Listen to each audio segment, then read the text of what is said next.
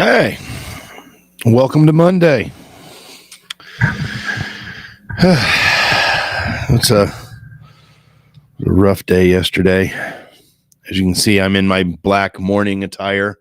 Morning, as in not like we're in the morning, but actually like I'm in mourning, MOURNING. After the complete beatdown my Chiefs took last night. That was not fun. Actually, I had a blast. Had a great time. Had lots of people over at the house. Wife made a great spread. Everybody brought over their own contributions to the effort. Had plenty to eat, maybe too much to drink. But it was a good day. Had a lot of fun. Oh, hey, why is my... You can kind of see all of my mess in the background because I don't have my camera blurred. What's going on here? It's supposed to be blurred. Let's see here. Maybe I can do that real quick. Video. Oh, yeah, no, it's there. Oh, there's the background. It's supposed to be blurred. I don't know. It's not very blurry. You can kind of see everything. That's okay. Whatever. So, yeah, the Chiefs got pounded. I don't even remember what the final score was, 44-22 or something like that. It was awful. It was awful. Hearing a lot of praise and a lot of complaining about the halftime show. I'm apparently at the age that I just don't pay attention to the halftime show. It was on. It was, I don't know. I read some stuff that it was a protest on stage and there's all this deep meaning behind it. Some people calling it just like satanic messaging. I'm like, come on, whoa. Like, why is everybody... What did I miss?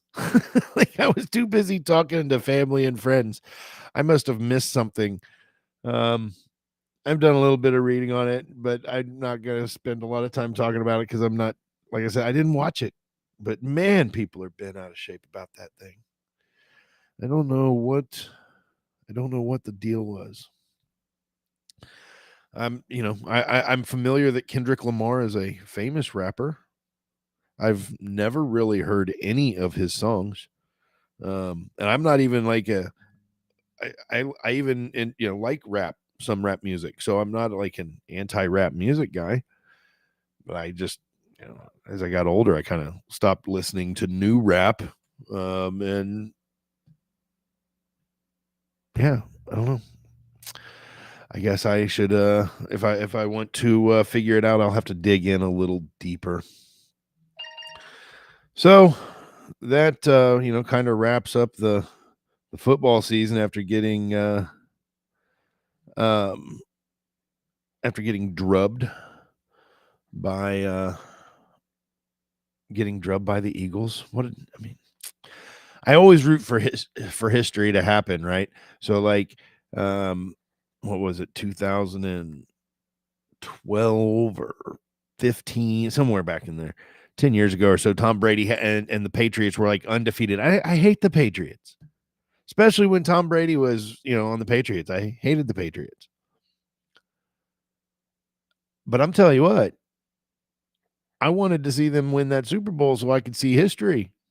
Nobody's seen an undefeated season since the 72 Dolphins. And I was like, dude, I want to see history. Why wouldn't I want to see history? So I was a big, I was rooting for it the whole way. And freaking Eli Manning gets a ball caught off of his head. Not his head, off of his receiver's head. He just catches it with his head.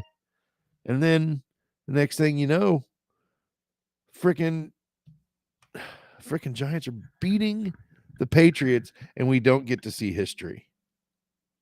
This is what I'm talking about. And so we had a chance to see history. Now, granted, it's my team, right? It's my team. It's my Chiefs team. Not mine. I don't own it, but it's the one I root for. I'm a fan of the Chiefs, but still, to see so much hatred, to get a opportunity to see history, it's just kind of, you know, whatever. Whatever. People with their bad attitudes. Everything is awful. I feel bad for those people. Even though the game sucked, man, we had a great time. It was a great Super Bowl party. I did, it's whatever. It's whatever. It would have been nice to have seen or made some history with our football team. But you know what? Pitchers and catchers report at the end of the week, so I don't care. Baseball season's going to be here soon. We'll be starting up our fantasy baseball league in the next couple weeks. I still need 2 players if anybody's out there and wants to play. Would love to have you.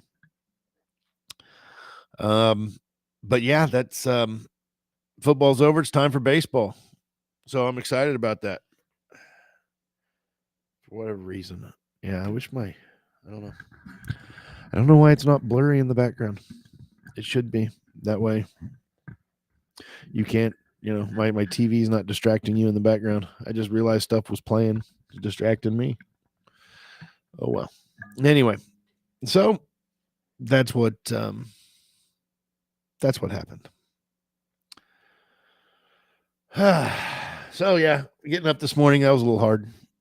I might have overdone it a little bit. It's okay. It was a good time. And now got a busy week ahead of us. So it's all right. That's what we got going on. So I got a little article here to read, to discuss, put my 2 cents in. So I'll be basically, we're going to be talking about the one kind of cruise that you may want to avoid booking, but it can be easy to kind of end up accidentally getting booked on one of these cruises. So, because as the headline reads there, it can be easy to do by accident. Booking one of these cruises can be easy to do, or booking it by accident can be easy to do. That's what we're saying here. So, what are we talking about?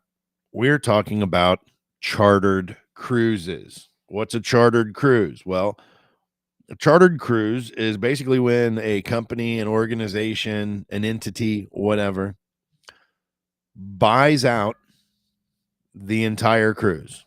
That is a fully chartered ship. They buy the entire ship for the itinerary. It's usually for some sort of special occasion. They might have a special theme or things like that. And a fully chartered cruise ship, I mean, I've actually had this happen to one of my clients. They were booked on a cruise, and then they got a notification that their cruise was canceled. And the cruise was canceled because somebody came in and bought up the cruise ship for that week, and we're going to take it on a chartered cruise, which left my client without an itinerary or a cruise. They had to do rescheduling and all that good stuff, but we got them taken care of. But point being, chartered cruises happen. If it's a fully chartered cruise, well, you're not invited. So you don't have to worry about accidentally booking a fully chartered cruise. That's not where the problem comes in. The problem comes in when you book a partially chartered cruise. So let's see what we're talking about here. So this is from Jonathan Houston on theislands.com. I've been finding a lot of good stuff on their website, so you might want to check it out. Whether you're looking to get away for a weekend or an entire week, a cruise is one of the best options for easily exploring the world. This is true. It's why we love cruises. With shore excursions, unlimited food, good food too, and plenty of amenities on the boat itself, a cruise is both relaxing and entertaining for all ages. So it should be no surprise that many cruises are themed, giving guests even more incentives to book a ticket. For example, you may want to hop aboard a music cruise to enjoy live tunes while partying on a boat. You never know. They do, musical artists do. I have, well, the one musical artist that I know was on a chartered themed cruise was Jennifer Lopez with Virgin Voyages a couple years ago, and then Jennifer Lopez canceled. Oof. But, in a similar situation, like Dave Matthews Band does a lot, or over the last few years has done a live set, um, a live concert at, I believe the Fives in Mexico, down near Playa del Carmen. And, and you can basically book out the room for a week. And then while you're there at the pool, Dave Matthews does a live set. Pretty freaking cool. You can hear him on Sirius XM radio. They replay those concerts from Mexico all the time. What just happened to my stuff? Holy cow. I don't know what happened. Let's stop sharing for a minute. Wow. That was weird. Oh well. Looks like everything's back, so let's get back to sharing it again. Boom. So we're back. All right. So, but what if you wind up on the wrong type of cruise? You may sign up for a trip wanting just a regular cruise experience, but your vacation ends up unexpectedly being overshadowed by a group that doesn't really align with your interests or travel preferences. In that case, you've probably found yourself on a charter cruise by accident. Both full and partial charters are designed to center around a particular theme, but not all guests on the ship know or approve of it. In many cases, the cruise partner won't even disclose that a charter is going on, so you won't even find out about it until you're about to disembark from the port. If this sounds less than ideal for your vacation, let's break down how it happens and how you can avoid a disappointing vacation. So, what's the deal with charter cruises? Chartered cruises fall into one of two categories, full and partial, as we earlier discussed. On a fully chartered cruise, a company or organization takes over the entire ship, meaning only invited guests are allowed to board. That's why my client got canceled and she had to reschedule. For example, a major corporation may charter a cruise for an executive retreat, or an event organization may take over a ship to offer a unique ticketed experience. As you might imagine, these charters are expensive because they're not open to the general public. Partial charters are much more common and are popular for large groups traveling together. Many themed cruises are partial charters, so the organizers take over part of a ship for their own themed entertainment. These cruises may be centered around superheroes, musical acts, or like a singles only trip. While you can definitely make the most of a themed cruise, a partial charter may only take up a large portion of the boat. May only take up a large portion of the boat? Okay. So if you don't love the theme they've chosen or are trying to meet other singles, you might have a great vacation. Some themes may not align with your personal preferences though, and or they may be more adult oriented. There are plenty of those adult oriented cruise charters, and that might make it a little sketchy, iffy, tricky for families if you have small children. Like, you don't want to have to explain that stuff to your kids. So, regardless of whether you are on a chartered cruise or not, you can still partake in the scenic activity Rick Steves claims is one of the best parts of cruising. So, why should you avoid booking chartered cruises as a generic guest? Well, don't get us wrong. Themed cruises can be a lot of fun when you know what you're getting yourself into. However, most cruise lines don't disclose whether a group or organization has partially chartered a ship. So if you're not trying to be on a themed cruise, you may not have much of a choice. No matter how much you plan ahead of time, you may have a wildly disappointing experience. Beyond sharing a cruise with a group you may not want to hang out with, booking a partial charter comes with a few other issues. If the group is big enough, they may take over entire sections of the ship, including the stages, the clubs, the restaurants, maybe even the pool. This limits what you are able to do on the boat at any given time. Additionally, if the group partakes in shore excursions, they may rent out all available time slots for the shore excursion, and then you would not be able to do what you wanted to do on land. Another problem. So, larger groups may also bump you to a different type of cabin than what you were expecting or what you had paid for. And quite honestly, that would piss me off. Do not take me out of my room cabin. I mean, unless you're going to upgrade me, but do not downgrade me. No, that would really piss me off. Fortunately, you don't have to roll the dice when booking your next cruise vacation. Instead, you can be proactive. So there are no surprises. First, you can look up your itinerary and see if there are any themed cruises that overlap your dates. Second, you can call the cruise line directly and ask about partial charters. Finally, if you use a travel agent like myself, right? If you use a travel agent like me, I can help you figure out if it's been chartered partially or otherwise, and see what I can do to find out more about any themes involved. So just another reason, there wouldn't even be there's no charge to do that for you as a travel agent or anything else. So plan accordingly. Ask your travel agent to help you plan accordingly. So there you go. That's a good idea to try to avoid those themed cruises if you don't know, if you're not aware. So here's something else interesting I found this morning. I need to share something else I found interesting this morning. Apparently, Elon Musk and SpaceX are in hot water with the some of the Caribbean islands.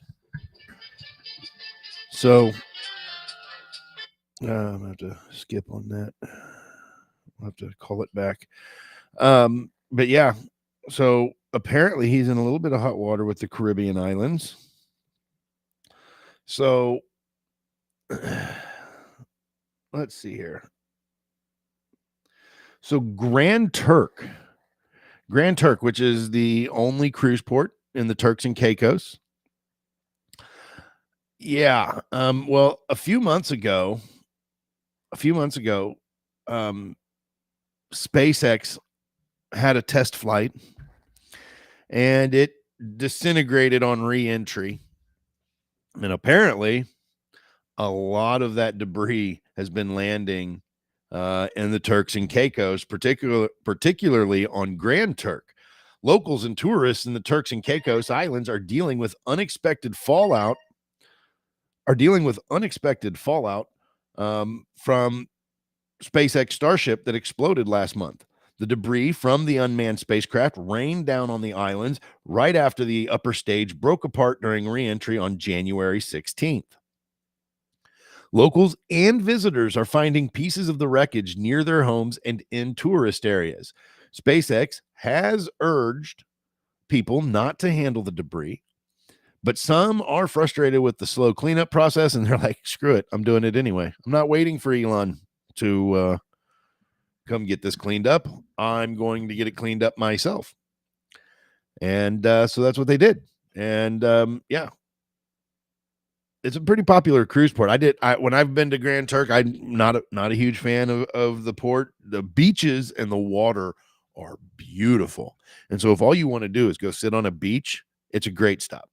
Great stop to just go sit on a beach. But if you want something to do, no, dude, there is nothing on that island to do. Like nothing. So you kind of have to decide. I'd probably get off at Grand Turk the next time we go, but if Grand Turk was as common as like Nassau, I would skip Grand Turk a few times, stay on the boat, have a spa day with my wife. It would be a much better time to be had. So, and then apparently Margaritaville is raising their daily gratuities by 11%. That sounds like a lot, but it's basically from $18 to $20 a day. Suites will go from $22 to $24 a day. Whatever. Service fees for drinks, dining, and spa, well, they also went up from $18 to $20. Yeah, I mean, they've been getting raised everywhere. Royal Caribbean raised theirs, Celebrity raised theirs. I'm going to guess Carnival probably raised theirs. Um, like it says, the move follows an industry-wide trend. Disney last month raised gratuities by up to 16% for suite guests. And these rates, took effect probably at the beginning of this month. It says earlier this month. I'm going to assume it started on February 1st. Also, Disney Cruise Line is expanding its itineraries for next summer. 2 Disney ships, Disney Magic and Disney Wonder, will sail Alaska cruises from Vancouver for the first time simultaneously. Disney Dream will debut in Italy and cruise throughout the Med. Disney Fantasy and Disney Wish will continue their Bahamas and Caribbean sailings from Port Canaveral, which is Orlando for the cruise uninitiated, while the Disney Destiny will depart from Fort Lauderdale. Oh, interesting tidbit, Fort Lauderdale. So, I mean, most people don't realize Fort Lauderdale is really close to Miami. Like, the flight costs are almost like 30% cheaper, 50% cheaper than flying into Miami. And then you're talking about a 20-minute drive from Lauderdale to Miami. Might be something to consider when you're planning a trip, especially if you need to go to Miami. You might be better off just flying into Lauderdale and then making the drive. Just a suggestion, something I've been talking about with some of my clients. And of course, the Disney Adventure, the mega ship launching from Singapore, will sail through Asia. The line is also expanding its stops at its private islands in the Bahamas. All right. So there you go. That's just kind of what's happening in the travel industry. It's a Monday. There's not a whole lot else to be going on and to be talking about. So I'm going to make it a quick one and I'm going to wrap it up today. And we'll be back tomorrow. I'll have some new stuff coming out later this week. As it relates to what we're doing with Living Life in Style, with our travel efforts, and our programs coming up and coming out in the near future. So that will be awesome. And yeah, I'm just going to leave it at that. We'll talk in greater detail as these things come out. Matt, I think, is feeling better, so I hope to see him sometime this week. We'll see when he can join us. He's just going to join us when he can. I think he was going to join us today, but he got stuck on hold with some government office. God, what an awful experience. We should have just had him be on the show anyways while he was on hold. That would have been funny. We could have had fun with that. Well, maybe next time. Anyway, I'm Eric Tiemann. Like and subscribe and hit the bell and all those things. Make sure you, tell your friends, share my channel, all of that wonderful stuff as I get better at this and we keep rolling it out there. Yeah, I look forward to having more fun stuff to talk about and more fun stuff, fun type of activities going on with just letting everybody know what's going on. So anyway, I'm gonna hop off here. I'm gonna get some of this stuff done that I need to get done so that I can roll it out later this week so I can tell you about what I was telling you about earlier. Exactly. So that's what I'm gonna be doing. Have a great Monday. Too bad the Chiefs lost, but whatever. It's Royal season now. Pitchers and catchers report this week. It's gonna be good. I'm excited for baseball season. You guys have a great day. Like I said, this is Eric Tiemann. And And this is Middays Midlife in the Midwest, brought to you by Living Life and Style Travel. Please like, subscribe, and share, and we'll see you tomorrow.